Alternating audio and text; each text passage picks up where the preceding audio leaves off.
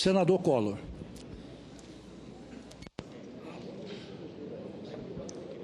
Excelentíssimo senhor presidente desta sessão de julgamento, ministro Ricardo Lewandowski. Excelentíssimo senhor presidente do Congresso Nacional, senhoras e senhores senadores. Vossa Excelência, senhor presidente, acaba de ler o resultado de um mandado de segurança que impetrei àquela época. Ministros manifestaram-se impedidos de participar da Suprema Corte.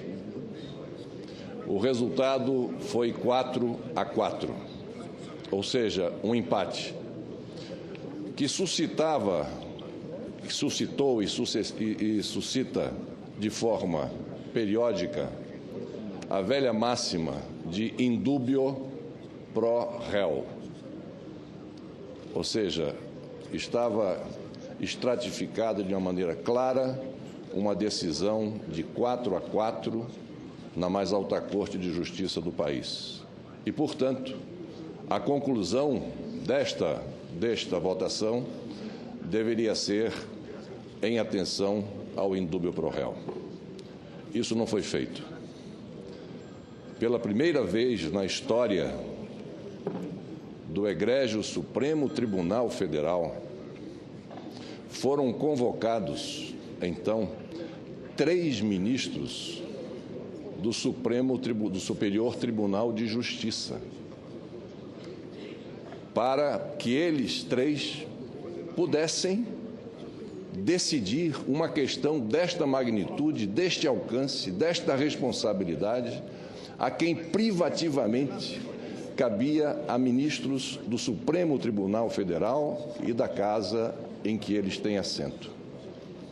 3 ministros do STJ, pela primeira vez na história desta República, sentaram-se na bancada de ministros do Supremo Tribunal Federal para desempatar uma votação em torno de um mandado de segurança.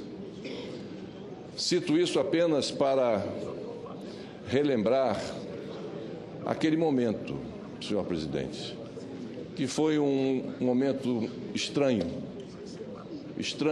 à nossa prática, estranha aos nossos entendimentos do que seja o melhor juízo a respeito de uma questão como esta. Em segundo lugar, com a permissão de Vossa Excelência e das senhoras e senhores senadores, fala-se aqui de interpretação do regimento, que o regimento diz isso, o regimento diz aquilo, porque em relação ao artigo 52, como disse Vossa Excelência, eu acho que pela leitura é absolutamente clara, não é? Porque vem a perda do mandato com inabilitação por 8 anos para o exercício de função pública, sem prejuízo das demais sanções judiciais cabíveis. Então, quanto ao artigo 52, é de uma clareza absoluta. Mas aí trata-se aqui de uma questão de interpretação de regimento, de normas regimentais e assim por diante. Numa publicação do senador Humberto Lucena, publicação esta de maio de 1993, ele que participou do julgamento do Senado Federal, transformado em tribunal, ele diz o seguinte: a respeito do artigo 52, parágrafo único, o presidente do Congresso Nacional, senador Humberto Lucena, ele diz: a inabilitação para o exercício de função não decorre da perda do cargo, como a primeira leitura pode parecer. Decorre da própria responsabilidade. Não é pena acessória.